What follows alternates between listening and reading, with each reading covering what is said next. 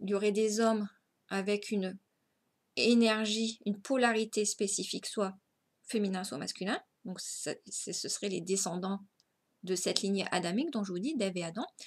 Et il y aurait une autre lignée qui aurait les deux essences, féminine, masculine en elle, donc qui ne serait pas naturellement attirée sur l'extérieur parce que cette lignée aurait les deux polarités en elle, donc elle ne serait pas naturellement attirée sur l'extérieur, elle serait plus dans un amour égocentré. Et donc cette lignée, vous pouvez la définir comme cette lignée hybride, cette lignée dissociée dans ces deux essences intérieures. Mais c'est important, mais moi je vais utiliser le terme hybride pour parler dans cette vidéo, à raison de compréhension, j'utiliserai ce terme. Mais si vous avez d'autres façons de définir de façon plus adaptée cette idée que la personne aurait les deux énergies, ben, ça serait intéressant. Mais pour l'instant, moi je n'ai pas encore trop, à part utiliser le terme hybride, je n'ai pas encore trouvé de terme vraiment qui puisse bien définir vraiment qu'il y aurait des personnes qui auraient ces deux énergies en elles, féminine et masculine, et des personnes qui auraient une énergie polarisée spécifique et qui seraient attirées vers la polarité complémentaire, donc la lignée adamique et pré-adamique. Donc en fait, c'est ça que je voudrais aborder dans cette vidéo, à savoir que bien sûr, il y a tous les déséquilibres et le matériel traumatique créé naturellement au fil des apprentissages de cette lignée adamique à polarité complémentaire qui devrait partager de mieux en mieux l'amour entre soi et autrui, mais il y aurait aussi la présence, depuis la Genèse, depuis la création, de cette lignée d'essence hybride qui aurait les deux énergies en elle. Et cela, c'est très intéressant parce qu'on va voir les spécificités du mode de fonctionnement de ces deux lignées et de la façon dont leur cohabitation, bien sûr, ne peut qu'amener à la création de matériel traumatique plus signifiant cumulé au matériel traumatique qui existe déjà dans les problématiques relationnelles de la lignée adamique entre elles. Parce qu'en fait, on comprendrait que les déséquilibres s'originent bien sûr de cette difficulté à bien s'affirmer, déjà dans des échanges où les personnes seraient naturellement attirées l'une vers l'autre par polarité complémentaire, mais il y aurait aussi du matériel traumatique créé dans les relations entre la lignée adamique et la lignée pré-adamique, puisque l'une serait naturellement tournée vers le partage et l'autre serait naturellement tournée vers l'égocentrisme. Donc cela, je voulais vraiment le définir avec vous et revenir plus particulièrement sur comment dans un système, les déséquilibres viendraient aussi de cette cohabitation entre des personnes qui auraient deux modes relationnels d'expression différente de l'amour. Voilà. Donc, ce qu'on peut dire, c'est que dans ce monde polarisé, il y aurait donc deux types de fonctionnement dans l'expression de l'amour humain.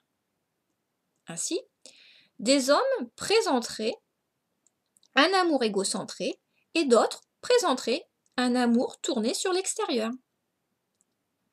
Donc ces dynamiques différentes s'expliqueraient par une essence énergétique non semblable de ces deux lignées. Il y aurait ainsi une lignée avec des individus présentant une polarité spécifique et une lignée avec des individus présentant les deux polarités associées en elles. Une lignée avec soit les énergies, avec des personnes qui ont soit l'énergie féminine, soit l'énergie masculine, et une lignée avec des personnes qui ont les deux énergies féminine et masculine en elles. Donc, ainsi, des êtres de polarité spécifique seraient naturellement attirés par des personnes et des espaces de polarité complémentaires, hein, loi d'attraction, hein, il y a une complémentarité. Donc, leur nature attractive hein, les conduirait à privilégier dans leur conduite affective l'investissement extérieur et aussi le respect d'autrui, le respect et l'amour d'autrui. Hein. Mais les êtres aux deux polarités intérieures, hein, et féminine et masculine, ces êtres aux deux polarités en elles pourraient être dénommés les personnes hybrides. Hein. Je porterai cette dénomination n'en ayant pas encore trouvé de plus adapté. Donc, ces êtres aux deux polarités pourraient être dénommés des personnes hybrides car ils réuniraient dans leur essence les deux polarités définissant ce monde, hein, polarité féminine et masculine. Donc la nature de ces personnes hybrides les pousserait instinctivement à prioriser leurs intérêts à ceux d'autrui. Ayant les deux énergies en eux, ils seraient amoureux d'eux-mêmes. Donc, ils ne pourraient pas être attirés dans leur entièreté par une moitié complémentaire extérieure. Il n'y a pas d'attraction. Hein, dont ces êtres hybrides auraient toutefois besoin des autres afin d'alimenter leur amour égocentré. Hein. Voilà ce qu'on peut comprendre de la logique. Et je vais vous dire aussi, je vous expliquerai comme quoi en psychothérapie, on voit qu'il y a ces personnes aux deux types de fonctionnement. Bien sûr, en psychothérapie, on rencontre moins les personnes dans l'amour égocentré, parce que ceux qui portent le symptôme seraient les porteurs du stress groupal. Donc, ces porteurs du stress groupal, c'est ceux qui, par loi d'attraction d'amour, porteraient le stress extérieur. Hein. Ce ne seraient pas les personnes qui sont dans l'amour égocentré. Donc, en hospitalisation, en psychothérapie, on voit les porteurs du symptôme. Donc, particulièrement les personnes d'essence à polarité complémentaire. Hein, puisque tournés vers l'extérieur, ils ont tendance à porter le stress des autres. Et on verrait que les personnes plus dans l'amour égocentré n'auraient pas possibilité de pouvoir se remettre en question pour mieux s'ajuster dans le bon 50-50 et faire un travail psychothérapeutique pour s'affirmer de manière juste. Ils seraient dans une posture, bien sûr, de continuer le partage avec les autres, mais toujours dans cet amour égocentré qui ne permettrait pas les remises en question. Donc, mais on verrait, hein, qu'en psychothérapie, les personnes qui ont du mal à comprendre, à s'identifier à une personne partageant des souffrances altruistes, ce seraient ces personnes dans l'amour égocentré qui certes pourraient aimer l'autre, mais toujours dans cette idée que l'autre les valoriserait. Hein. Mais c'est un amour différent, un amour où l'autre est aimé parce qu'il valorise narcissiquement. C'est différent de l'amour des êtres à polarité complémentaire qui aiment instinctivement sans nécessairement être gratifiés par l'extérieur. Hein. Donc c'est important de voir qu'il y a vraiment, ces deux types de fonctionnement. Et bien sûr, en psychothérapie, on rencontre plus des personnes centrées dans l'amour sur l'extérieur. Mais en thérapie familiale, comme toute la famille vient ensemble, il y a plus de possibilités de voir des personnes qui sont dans l'amour égocentré. Et généralement, en psychothérapie, les personnes qu'on rencontre parlent de leur souffrance et on voit que dans leur entourage, il y a beaucoup de personnes qui seraient en amour égocentré aussi. Pas que des personnes qui sont dans ces possibilités d'altruisme, d'empathie, puisqu'ils ne peuvent pas, dans leur essence, comprendre l'amour polarisé sur l'extérieur. Ils sont dans leur essence, dans cette dynamique d'avoir un lien à l'autre pour les nourrir narcissiquement. Et les deux types d'amour, parce que bien sûr, dans cette lignée où il y aurait cet amour égocentrique, très bien sûr, il y aurait de l'amour pour les autres, mais ça ne sera pas le même type d'amour que l'amour que les personnes rencontreraient dans un amour tourné naturellement sur l'extérieur. Hein. Il y aurait vraiment, chez cette lignée hybride, amour ressenti plus par le fait que l'autre valorise son ego. Hein. Alors que dans la lignée où il y aurait amour tourné sur l'extérieur, il pourrait y avoir amour de l'autre, même si l'autre ne vous aime pas, hein, même si l'autre ne vous gratifie pas. L'autre serait vécu comme complémentaire ou permettant dans sa complémentarité de traiter les problématiques partagées. Les résonances entre des douleurs similaires, les résonances entre des richesses similaires dans leur complémentarité de pôle. Voilà ce qui pourrait se passer, ce qui se passe chez les êtres en amour tournés sur l'extérieur. L'autre va renvoyer des richesses communes ou des problématiques communes qui vont alors attirer naturellement l'un et l'autre dans la relation pour essayer de régler soit la problématique ou essayer de partager dans la richesse commune. Hein. Et cette lignée va évoluer en faisant de plus en plus du 50-50, là où au fil du temps elle aurait fait 80% pour l'extérieur, 20% pour elle avance vers le plus en plus se rapprocher du 50-50. Donc cette posture d'amour davantage pour soi, puisque c'est une lignée naturellement tournée sur l'extérieur qui va privilégier l'autre avant elle, dans cette polarité attractive, cette lignée au fil du chemin, pour ne moins en moins se déséquilibrer, parce que cette lignée altruiste, adamique, va apprendre de mieux en mieux qu'il faut qu'elle fasse le 50-50 pour ne pas se déséquilibrer et ne pas déséquilibrer ses systèmes, pour que tout le monde avance.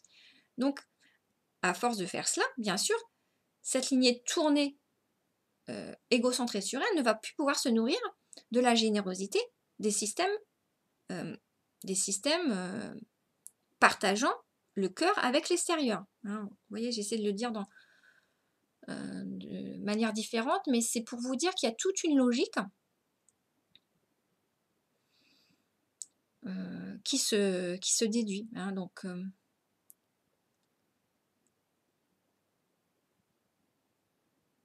donc cette lignée altruiste, hein, adamique, serait conduite à davantage mettre de limites, à ne plus nourrir les déséquilibres et les manques excessifs de réciprocité de cette lignée hybride qui serait définie, on le parlera, mais comme je vous ai déjà défini, comme la lignée pré-adamique. Hein. Ainsi, il n'y aurait pas d'extraterrestres, mais deux lignées d'essence polarisées différentes. Une lignée adamique, une lignée pré-adamique. Alors, si on va un petit peu plus loin, pour creuser finalement, on verrait même dans la Bible la symbolique comme quoi ces deux lignées auraient été évoquées. On aurait une lignée pré-adamique, première création entre guillemets imparfaite du divin, descendance de Lilith, et il y aurait une lignée adamique créée dans un deuxième temps afin d'ajuster l'essence de l'homme au monde polarisé dans lequel il est émergé. C'est là où on voit dans la Bible, c'est très intéressant, je vous en ai déjà parlé dans une autre vidéo, hein, notamment Lilith, première création imparfaite, hein, pour aller vous y référer. Mais on voit que dans la Bible, il y a la symbolique. Hein. Il y aurait, même s'il faut aller vraiment avec curiosité, investir et voir les choses un petit peu interpellantes qui se passent dans le chapitre 1 et le chapitre 2 de la Genèse de la Bible. En fait, on voit qu'il y a évocation dans la Genèse, dans le chapitre 1 et le chapitre 2, il est réévoqué 2 fois la création de l'homme et de la femme, mais de façon très différente. Ça, je vous en ai parlé dans la vidéo sur Lilith, première création imparfaite. Mais c'est important que vous alliez voir parce qu'il y a quand même pas mal d'indices comme quoi, entre le chapitre 1 et le chapitre 2, des informations pourraient être déduites des illogismes entre un chapitre 2 qui répète la création de l'homme et la femme alors qu'il a été évoqué, la création de l'homme et la femme a été évoquée dans le premier chapitre, et que cette création de l'homme et de la femme apparaît sous un mode différent. Et donc c'est important aussi de voir que bon, peut-être que des choses auraient été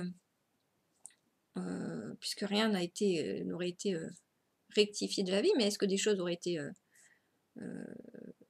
enlevées, sachant que dans d'autres écrits, on a allusion à Lilith, hein, donc ça aussi c'est bien d'aller faire une petite enquête, mais dans la Bible, bien sûr, il y aurait quand même des indices de ces deux types de fonctionnement de l'homme, d'essence énergétique différentes. On aurait une lignée adamique créée dans une lignée pré-adamique, première création du divin, descendance de Lilith, avec les deux énergies, féminine et masculine, et il y aurait une lignée adamique créée dans un deuxième temps afin d'ajuster l'essence de l'homme au monde polarisé yang dans lequel il est immergé. Lilith, dans le chapitre 1 de la Bible, n'aurait pas accepté les rectifications de son essence par le divin. Ève aurait été alors créée dans le chapitre 2 de la Genèse afin d'incarner l'homme divin adapté à ce monde polarisé.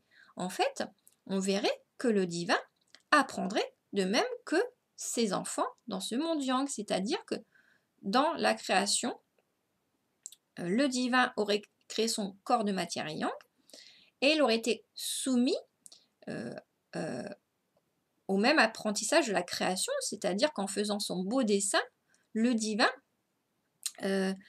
aurait au départ aurait expérimenté et il aurait créé à son image, comme il est dit dans la Genèse 1, à son image, c'est-à-dire avec la polarité féminine et masculine, hein, puisque on voit dans la logique de système que le divin aurait un pôle féminin et un pôle masculin, donc à son image, ça collerait bien avec la descendance de Lilith, Lilith qui aurait eu les deux énergies en elle. C'est pour ça qu'elle n'aurait pas compris la complémentarité du fonctionnement qu'elle avait avec Adam. C'est pour ça qu'il y aurait eu un conflit de pouvoir où elle serait partie pensant qu'elle se soumettait dans ces énergies, elle se soumettait à Adam. Et c'est vrai qu'il y avait une dissonance parce qu'ils avaient des corps certes complémentaires, mais comme leur énergie était hybride, ils n'auraient pas accepté tous les deux d'avoir des tâches différentes puisqu'ils avaient la possibilité chacun d'eux d'accomplir les fonctions féminines et masculines. Donc quand Lilith devait prendre une fonction spécifique que le divin lui avait posée, c'est-à-dire qu'il y avait aussi cette allusion au fait qu'elle n'acceptait pas Lilith la position d'être en dessous d'Adam dans la relation intime. On a aussi la symbolique comme quoi Lilith et Adam devaient prendre des fonctions complémentaires, mais comme ils avaient les énergies féminines et masculines en eux chacun, ils n'auraient pas compris, ce qui peut se comprendre aussi, qu'ils n'auraient pas compris qu'ils devaient avoir des rôles complémentaires. Voilà, ils étaient des sens à ne pas partager, quoi. Dans les fonctions, ils avaient déjà les deux énergies en eux. Et on voit qu'Adam, lui, il aurait accepté la correction, puisque de Adam, il serait sorti de sa côte Ève, mais on peut se dire que Adam aurait accepté le changement parce que dans son essence pourtant assez égocentrée, son intérêt c'est d'avoir une femme. Donc il aurait accepté pour avoir Ève, puisque Lilith était partie du paradis terrestre. Du paradis terrestre. Donc en fait, mais Lilith, elle ne serait pas revenue. Elle ne serait pas revenue. Et donc, finalement, le divin aurait créé Ève et Adam sans sa côte, donc on voit qu'ils auraient été des polarités complémentaires. Et ça se tient parce qu'on a toute la symbolique entre la Genèse 1, où on parle de l'homme et la femme créés à l'image de Dieu, donc dans les énergies hybrides. On a dans la Genèse 2, comme je vous l'avais dit, l'homme et la femme créés cette fois-ci, c'est marqué cette fois-ci. Hein, donc on voit qu'entre la Genèse 1 et 2, il s'est passé quelque chose. Et cette fois-ci, l'homme et la femme ont été créés os de mes os, chair de ma chair. Et là, on voit que c'est le corps, le monde polarisé. Donc, on a vraiment toute la symbolique des deux lignées. Hein. C'est ça qui est très intéressant hein, dans la Bible. Hein. Donc, Donc Lilith, dans le chapitre 1 de la Bible, n'aurait pas accepté les rectifications de son essence par le divin. Ève aurait été alors créée dans le chapitre 2 de la Genèse afin d'incarner l'homme divin adapté à ce monde polarisé. Donc l'homme yang dans un monde yang. Et non pas l'homme hybride dans un monde yang. Lilith se serait alors unie à l'ange Samaël, Satan, afin de faire perdurer sa lignée d'essence hybride. Mais la cohabitation des deux descendances ne pouvait toutefois pas être éternelle. Donc la lignée lilithienne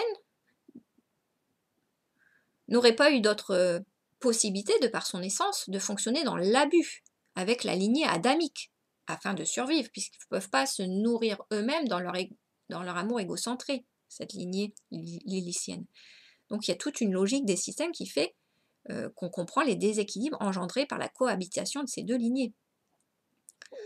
Donc la lignée lilithienne devrait fonctionner dans l'abus avec la lignée adamique afin de survivre. La lignée adamique serait conduite à obligatoirement, à un moment donné, saturer face au dysfonctionnement de la lignée hybride qui est par nature abusive. Hein, au fil du chemin, la lignée adamique qui partage de mieux en mieux son amour, qui s'équilibre de mieux en mieux son amour dans ce monde yang, cette lignée adamique, va de mieux en mieux s'affirmer auprès de cette lignée hybride abusive. Donc la lignée adamique, hein, la lignée tournée naturellement vers l'amour sur l'extérieur, la lignée adamique évoluerait forcément et s'affirmerait de mieux en mieux afin de ne plus alimenter le matériel traumatique des personnes aux deux polarités hybrides. Hein. Puisque entre des personnes qui sont de nature généreuse, qui doivent apprendre à aussi se protéger, et des personnes qui sont de nature abusive, l'interaction, ça peut amener qu'à une saturation de la lignée qui est dans le partage face à la lignée qui est dans l'abus. Hein, puisque, de par nature, la lignée adamique, qui est dans son environnement propre, adapté, donc une lignée yang dans un monde yang, est amenée inéluctablement à évoluer, à avancer, hein, à apprendre de mieux en mieux à répartir son amour. Hein. Voilà. Si la lignée adamique a les codes adaptés dans le monde dans lequel elle est logiquement amenée à évoluer. Que la lignée hybride, elle, qui n'a pas les codes voulus, d'essence voulue dans ce monde, est amenée à régresser. Hein. Donc, vous voyez comme tout se tient.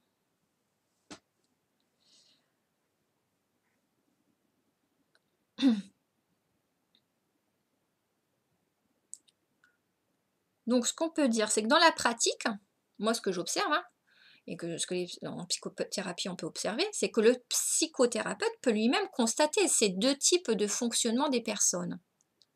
Des personnes resteraient systématiquement dans leur cœur, tournées sur l'extérieur. Hein, ils se sentiraient autant concernés par l'autre que par eux. Ces personnes ne pourraient pas sacrifier ou faire du mal à l'autre pour se préserver.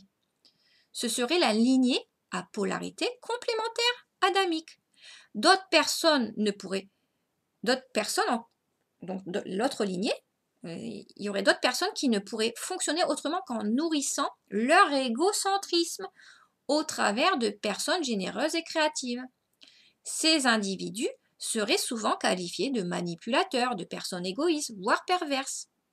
Ces personnes pourraient être adaptées tant qu'ils auraient possibilité de phagocyter l'énergie vitale, l'énergie nourricière des autres dans le cœur, tourner naturellement sur leurs proches, sur leur entourage. Donc, mais ces personnes, dans l'amour égocentré, seraient adaptées tant qu'elles seraient nourries par les personnes généreuses altruistes, tournées naturellement dans l'amour relationnel. Hein. Mais la rébellion de l'extérieur, hein, des personnes naturellement enclines à partager avec les autres, la rébellion de l'extérieur de ces personnes altruistes engendrerait chez ces personnes égocentrées des dysfonctionnements de plus en plus lourds. Il y aurait deux types d'amour dans ce monde, un amour égocentré et un amour partagé. Dans ce monde polarisé, la cohabitation des deux natures ne pourrait pas durer éternellement. L'homme adamique adapté à ce monde polarisé, l'homme adamique yang adapté à ce monde polarisé yang, évoluerait obligatoirement afin de s'équilibrer. Donc l'homme adamique mettrait alors des limites face à la non-réciprocité des hommes aux deux énergies, féminine et masculine.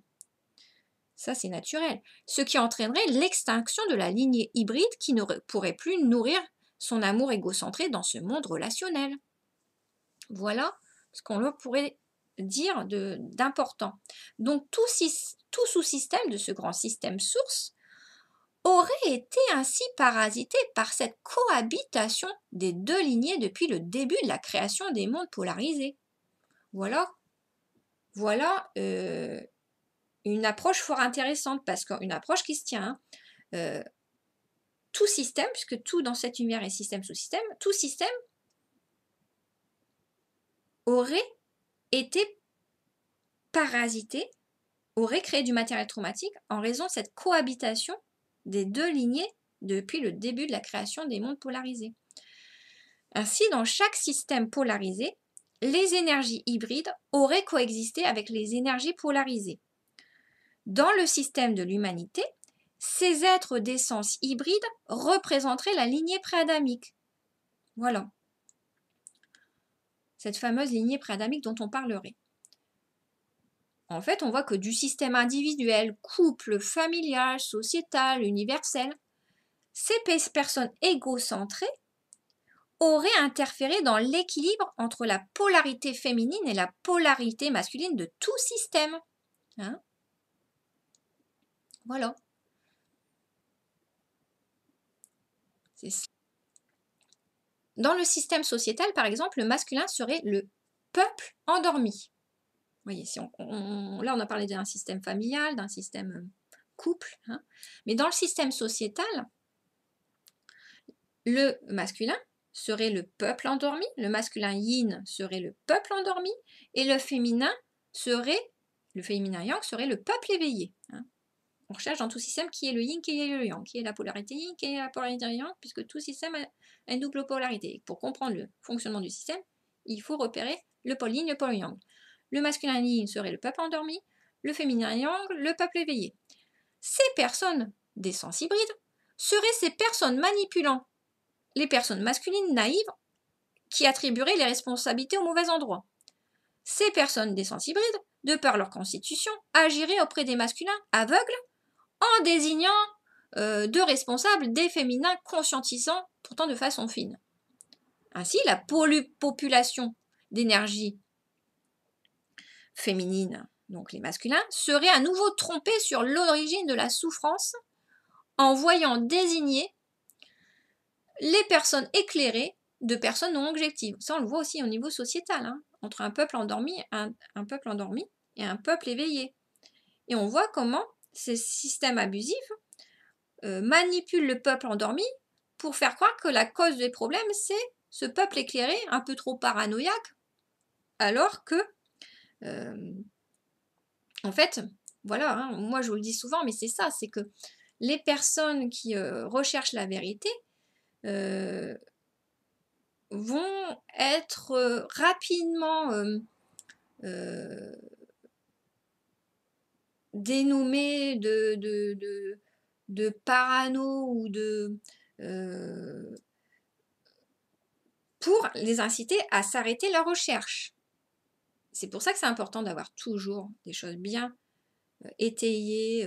Moi, je vous dis, ça fait des années que j'étudie, je fais des travaux, que je trace tout, que je décortique tout pour pouvoir démontrer tout ce que je vous raconte pour qu'il y ait juste que ce que soit posé soit justifié, qu'il y ait cette possibilité de démontrer que tout ce qui est posé a vraiment du sens. Hein, parce qu'en même temps, les systèmes d'essence hybride vont jouer sur votre capacité à démontrer, à poser avec solidité des réalités d'équilibre. Et cela, ils vous attendent au tournant. Ça, c'est normal. Hein. Donc, il y a toujours à vous dire que quand vous mettez à nu les scénarios, vous voyez dans ces systèmes abusifs, après, de toute façon, si vous mettez à nu ces scénarios et que vous les démontrez, c'est pas vous posez les limites, ça permet de faire cesser les jeux malsains. Certes, ces personnes abusives vont aller embêter d'autres personnes, mais à force que chacun se confronte à la bonne posture d'affirmation juste, ces systèmes abusifs sont neutralisés. Hein. Mais, encore une fois,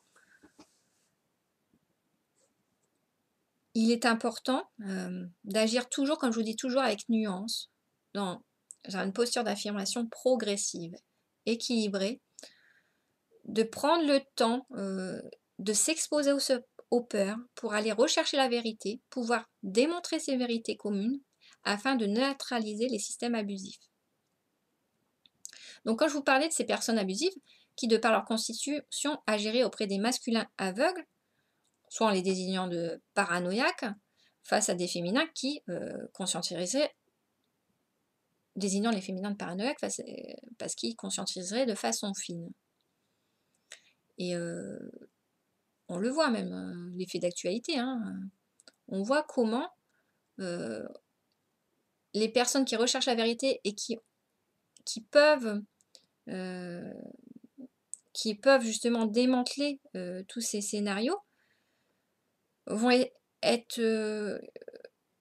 on va essayer de les dissuader d'apporter la vérité en leur faisant peur d'une certaine façon et en essayant de les discréditer finalement. C'est pour ça que je vous dis, c'est très important. Oui, il y a des effets d'actualité actuellement aussi hein, qui permettent de comprendre tout ça. Et c'est pour ça qu'il faut être solide, toujours dans sa posture d'affirmation, pour aller démontrer tout ce que vous avez à démontrer. Et c'est pour ça qu'il faut s'exposer à ces peurs régulièrement et ne pas aller trop vite, y aller progressivement, sans impulsivité. Il y a des faits divers aussi, on a vu des avocats dans certains pays ou des personnes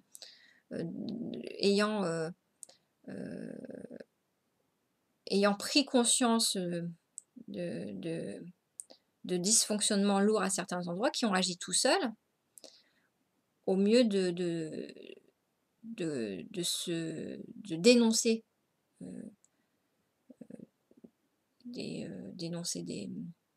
des lourds faits tout seul. Non, il faut y aller progressivement pour être entouré, progressivement poser les choses et avoir du matériel.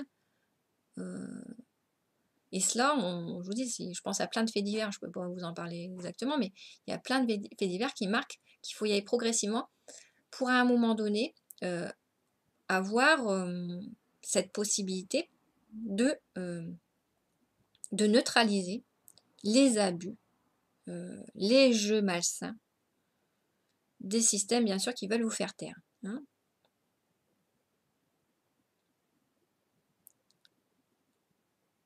Donc, la population yin serait à nouveau trompée sur l'origine de la souffrance en voyant désigner les personnes éclairées de personnes non objectives.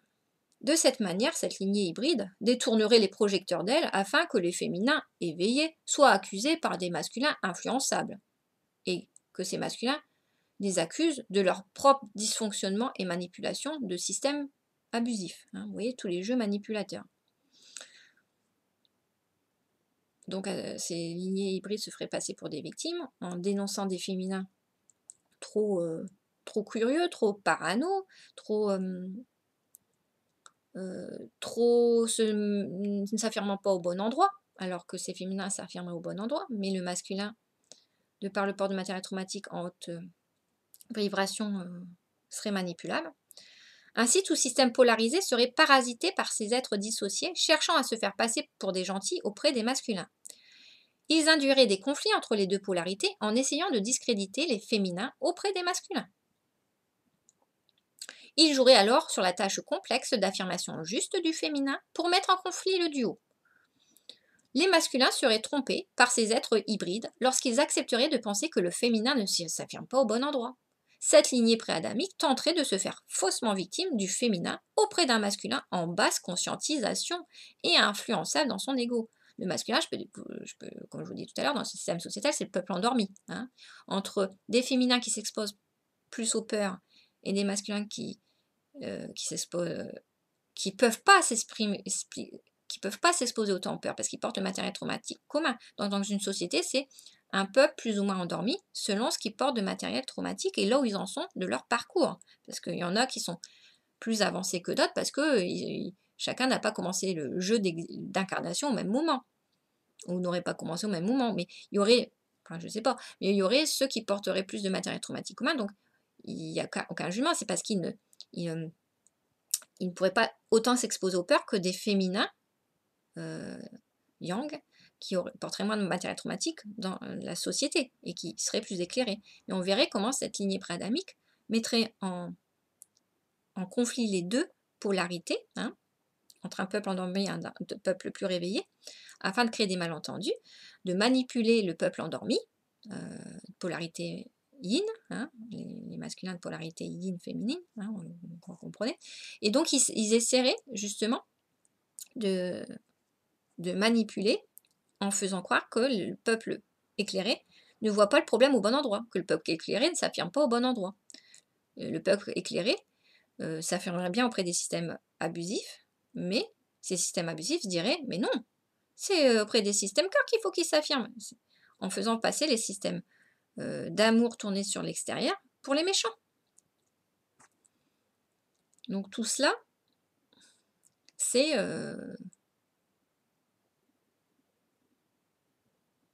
vraiment intéressant. Hein. Quand vous allez creuser, le féminin s'éveillant réaliserait pourtant qu'il aurait toujours ressenti les dysfonctionnements au bon endroit, à l'endroit de ces êtres d'essence hybride. Toutefois, lui et le masculin auraient été fréquemment parasités et aveuglés par les manipulations des systèmes abusifs et dissociés. Cette lignée hybride se jouerait des systèmes cœur, donc système cœur hein, extérieur, hein, système d'amour tourné sur l'extérieur. Cette lignée hybride se jouerait des systèmes d'amour tournés sur l'extérieur pour les mettre régulièrement en conflit, dans leur polarité complémentaire. Ainsi, l'atout des masculins et des féminins, dans leur fonctionnement complémentaire, serait nié et effacé par ces systèmes abusifs pour entretenir les malentendus entre eux. Voilà. Ils viendraient parasiter systématiquement, quand ils pourraient mieux se comprendre, ces deux polarités. Ces systèmes abusifs viendraient empêcher cela, en créant des confusions, en voulant tout... en créant une mauvaise lecture de leur complémentarité, alors que c'est une richesse, les complémentarités de ces systèmes d'amour tournés sur l'extérieur, puisque ces complémentarités sont propres à ce monde yang, c'est bien ces êtres yang d'essence d'amour tournés sur l'extérieur qui sont au bon endroit, qui sont bien dans ce monde yang, leur place est là, mais ces systèmes abusifs qui ne seraient pas à leur place dans ce monde auraient besoin de se nourrir de l'énergie des êtres yang pour survivre. Donc, l'atout des masculins et des féminins, dans leur fonctionnement complémentaire, serait nié et effacé par ces systèmes abusifs pour entretenir les malentendus entre ces deux polarités, en donnant une lecture similaire du mode de fonctionnement des féminins et des masculins. Ces personnes manipulatrices entretiendraient le jeu de l'unification déséquilibrante dans un monde polarisé. Hein. Comment mettre en, comme je l'ai souvent dit, comment me mettre en tension des féminins et des masculins en faisant croire au féminin que le masculin doit fonctionner comme un féminin, en faisant croire au masculin que le féminin doit fonctionner comme un masculin. Donc, en confondant les deux polarités.